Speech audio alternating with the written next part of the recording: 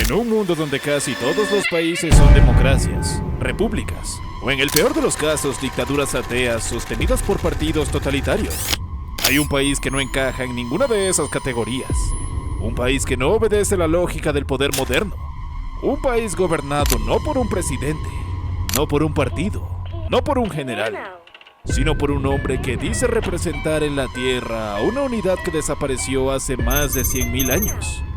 Y la pregunta que nadie se está haciendo es la única que importa. ¿Cómo se forma algo así? ¿Qué tiene que pasar para que en pleno siglo XXI exista un gobierno cuya autoridad no viene ni del pueblo, ni de las armas, sino de algo que no podemos ver? Y por cierto, queremos enviar un saludo muy especial a Andrés y a Daniela por habernos apoyado en nuestros videos anteriores. A día de hoy, esta comunidad acumula 6 suscriptores. Puede parecer poco, pero puedo garantizarles que 6 personas despiertas pueden lograr más que millones dormidas. Esto es No Parpadees, y así es como funciona.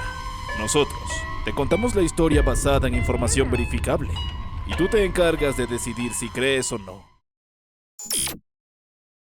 En los próximos minutos, vamos a desarmar pieza por pieza la única teocracia funcional del planeta. Vamos a entrar en Irán, en su sistema de poder, en sus rituales militares, en su programa nuclear que tal vez no persigue lo que todos creen, y en una cadena de eventos recientes que, puestos uno al lado del otro, forman un patrón que no debería existir.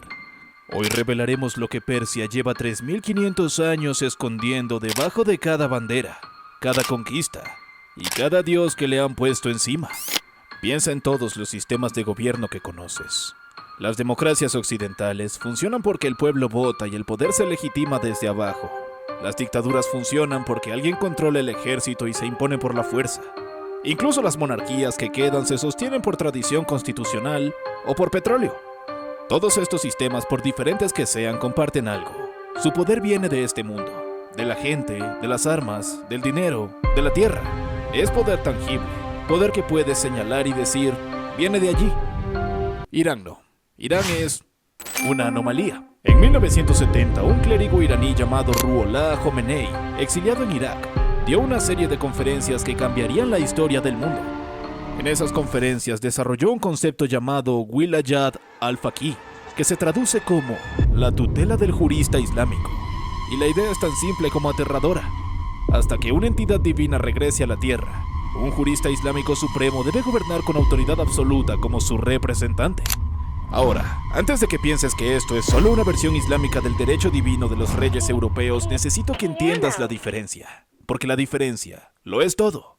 Los reyes europeos decían que Dios les había dado el trono, que responderían ante parlamentos, ante la nobleza, ante la presión del pueblo. El Papa tiene autoridad espiritual, pero no controla ejércitos, ni mucho menos programas nucleares. El ayatolá de Irán no responde ante nadie. La constitución iraní establece que el líder supremo es responsable únicamente ante Dios, no ante el parlamento, no ante el pueblo, no ante ningún tribunal, ante Dios.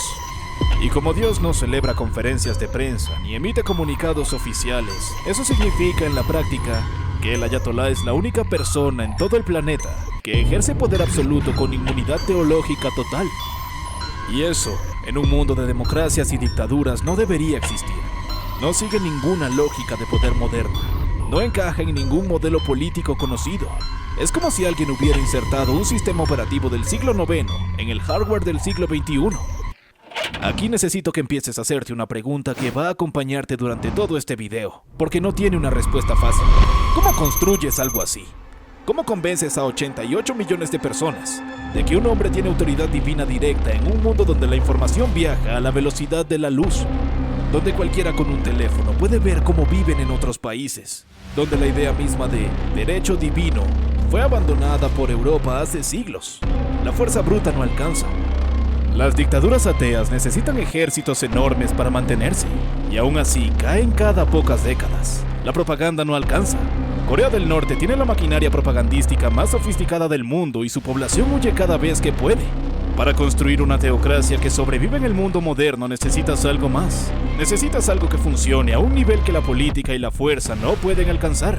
Necesitas operar en el terreno de lo que la gente no puede cuestionar porque no puede verlo. Y eso requiere como mínimo Una idea tan poderosa que reorganiza la realidad misma de quien la acepta. Irán tiene esa idea y tiene más de 1100 años. La rama chiita del Islam, que es la que gobierna Irán, cree que el 12º descendiente directo del profeta Mahoma, un niño llamado Muhammad al-Mahdi, nacido en el año 868, desapareció misteriosamente a los 6 años de edad. No murió, tampoco fue asesinado, desapareció. Entró en lo que la teología chiita denomina ocultación, un estado en el que sigue vivo, en algún lugar entre este mundo y otro que no podemos percibir, esperando el momento exacto para poder regresar. Y ese momento tiene condiciones específicas. El Mahdi regresa cuando el mundo está sumido en el caos, cuando la injusticia sea insoportable, cuando la humanidad esté al borde del colapso total. Piensa en lo que eso significa para la pregunta que nos estamos haciendo. ¿Cómo se forma una teocracia? Ahora tienes una parte de la respuesta. Necesitas una espera, no una promesa cumplida, tampoco un milagro verificable, no un profeta que puedas cuestionar, porque está vivo y comete errores. Necesitas una ausencia, algo que no está, pero que promete llegar, porque mientras esperas, el que administra la espera tiene poder absoluto, y nadie puede demostrar que la espera es en vano, porque el Mahdi no ha dicho que no viene, simplemente no ha llegado todavía. Es la arquitectura de poder más elegante que jamás se haya diseñado. Y me pregunto si un ser humano, solo un ser humano, es capaz de diseñar algo así. No lo digo como hipérbole, lo digo porque cuando miras la ingeniería completa del sistema, la precisión con la que encajan cada pieza, empiezas a preguntarte si esto fue inventado o fue más bien recibido. En septiembre de 2024, las Fuerzas Armadas de Irán celebraron una asamblea ceremonial donde renovaron formalmente su lealtad al Mahdi. El comandante en jefe del Cuerpo de Guardianes de la Revolución Islámica, Hossein Salami, presidió la ceremonia personalmente. El mismo cuerpo militar que controla el programa nuclear iraní, el mismo que ha financiado a Hezbollah, a Hamas, a los hutíes en Yemen, todos reunidos en una mezquita, jurando lealtad a un ser que lleva desaparecido desde el año 874. Bajo el mandato de Ahmadinejad, el gobierno destinó $17 millones a expandir la mezquita de Habkaran, cerca de Qom, un sitio directamente asociado con el regreso del Mahdi. En esa misma ciudad opera el Instituto del Futuro Brillante, cuya misión declarada es preparar respuestas científicas para el regreso del Mahdi, y organiza una conferencia internacional anual sobre mesianismo islámico. Una conferencia internacional anual, componentes académicos, sobre cómo prepararse para el regreso de alguien que no ha sido visto por ningún ser humano en más de 1100 años. Y ahora pone esto en contexto con lo que dijimos al principio. Irán posee más de 400 kilos de uranio enriquecido al 60% de pureza, a un paso del grado militar.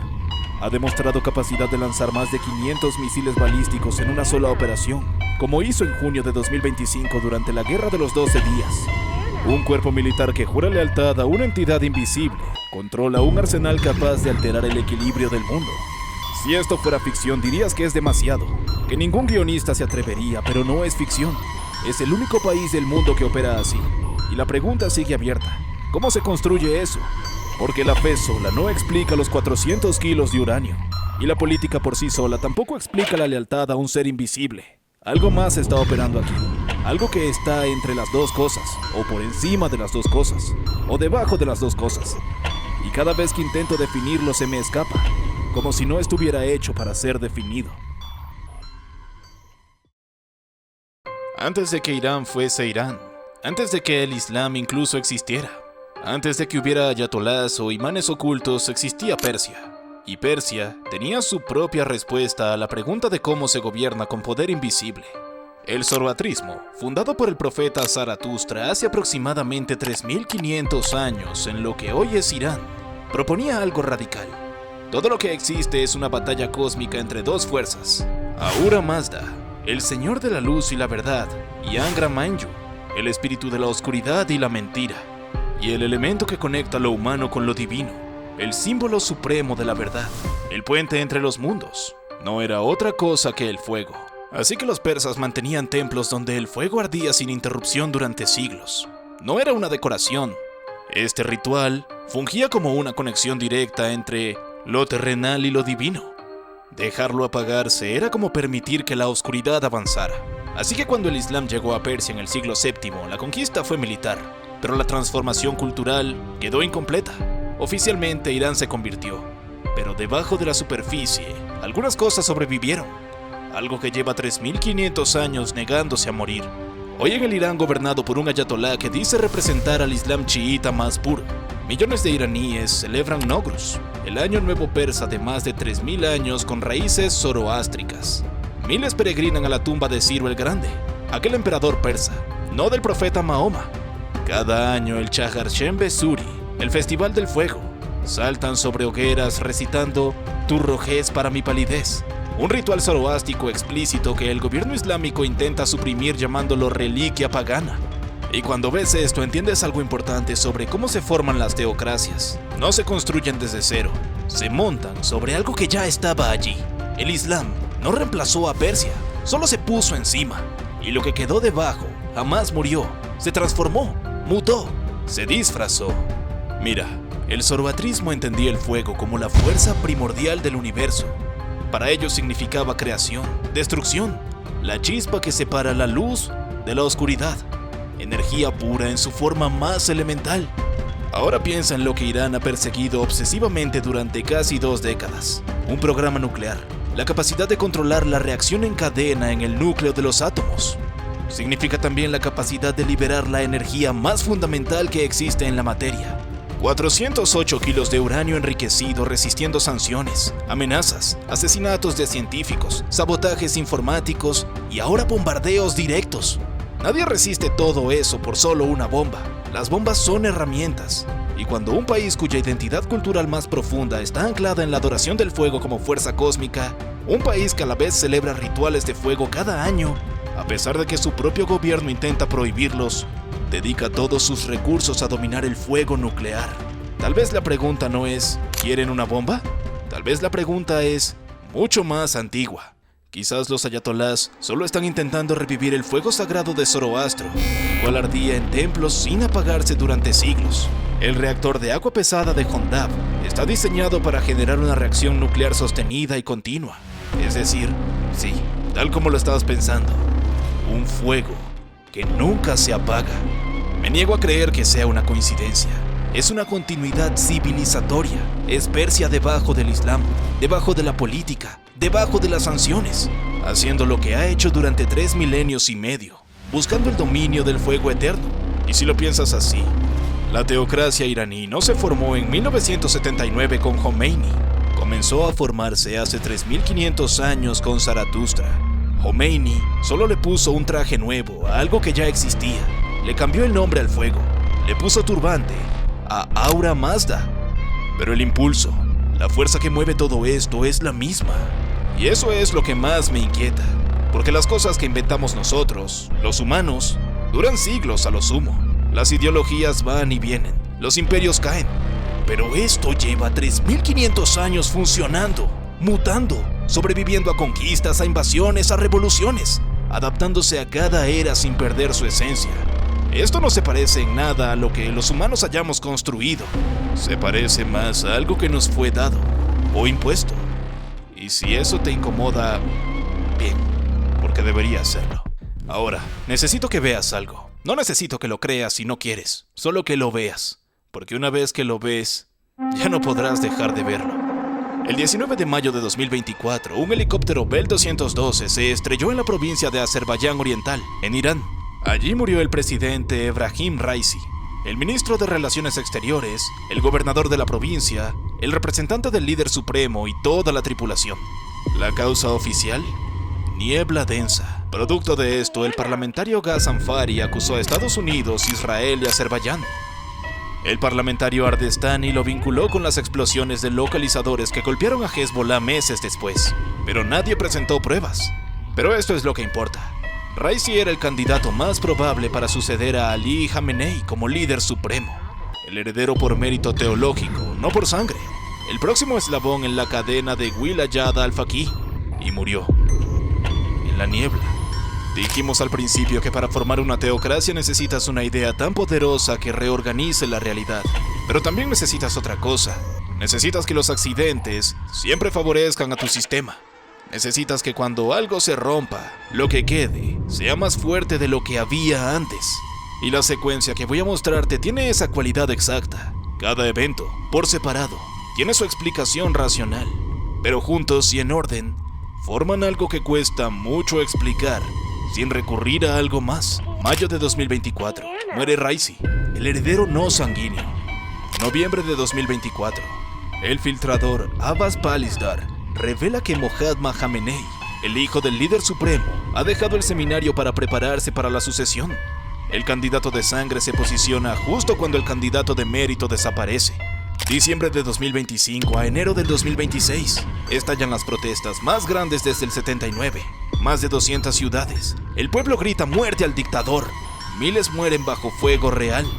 El 27 de febrero de 2026, el ministro de Relaciones Exteriores de Omán anuncia un avance histórico.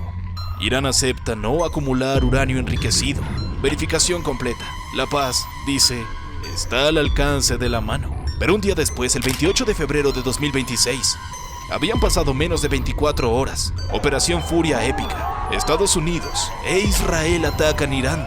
Ali Khamenei es asesinado en su complejo de Teherán junto a su hija, su yerno, su nuera, el ministro de Defensa, el comandante del CGRI, el secretario del Consejo de Defensa y 4 jefes de inteligencia. 3 de marzo.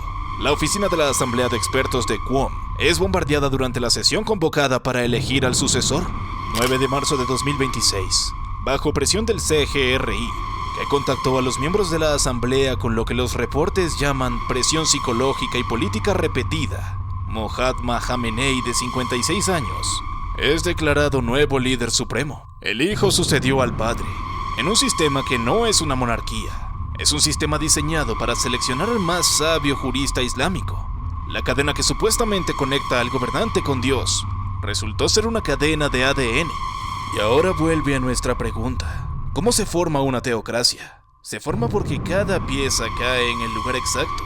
Cada accidente beneficia al sistema. Cada crisis lo fortalece en lugar de destruirlo. El heredero externo muere y la línea de sangre avanza. Las protestas masivas crean caos. Y el sistema necesita caos porque el Mahdi solo regresa cuando hay caos. La paz está a punto de llegar y algo la destruye justo a tiempo, porque la paz haría irrelevante todo el aparato escatológico. No estoy diciendo que alguien planeó todo esto, ni siquiera estoy diciendo que algo lo planeó. Estoy diciendo que el resultado parece ser demasiado perfecto, que hay una gran diferencia entre la casualidad y el patrón, y que cuando el patrón se repite durante 3500 años, cuando sobrevive a persas, a árabes, a mongoles, a británicos, a americanos, cuando muta de zoroastrismo a chiismo, a programa nuclear sin perder su estructura fundamental, entonces tal vez no estamos mirando un accidente histórico. Tal vez estamos mirando algo que opera con reglas que no son las nuestras.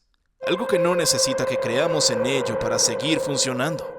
Y eso es lo que distingue a una teocracia de cualquier otro sistema de gobierno. Una democracia necesita que creas en ella para funcionar. Una dictadura necesita que le temas. Pero una teocracia, o al menos una real, funciona independientemente de lo que creas. Porque su autoridad no viene dada de ti. Viene de un lugar al que ni siquiera tienes acceso. Y ese lugar, sea teológico, o metafísico, o sea algo que no tenemos nombre para describir, lleva operando en ese rincón del mundo desde antes de que existieran los países, las fronteras o las constituciones, o siquiera la idea misma de que los seres humanos tienen derecho a elegir a quién los gobierna. Lo que acabamos de recorrer no es un análisis político. No hay bandos, no hay izquierda ni derecha, no hay occidente contra oriente, ni siquiera buenos o malos. Lo que hay es una pregunta abierta, y la respuesta que encontramos es la más inquietante de todas. Quizás una teocracia no se forma, quizás siempre estuvo ahí. Quizás lo que nosotros llamamos modernidad, democracias, repúblicas, derechos humanos, separación de poderes, es el experimento. Y lo que vemos en Irán, estas formas de autoridad invisible, el poder que no rinde cuentas, la espera de algo que no podemos verificar es lo que hay debajo cuando el experimento falla. Yo no te pedí que creyeras nada, te pedí que miraras. Y ahora, quiero que me digas en los comentarios, ¿crees que una teocracia se construye? ¿O crees que se descubre? ¿Crees que alguien diseñó esto? ¿O crees que esto siempre estuvo allí esperando? Esto fue No Parpadees y ya sabes, todo lo que puedes creer puede cambiar en un parpadeo.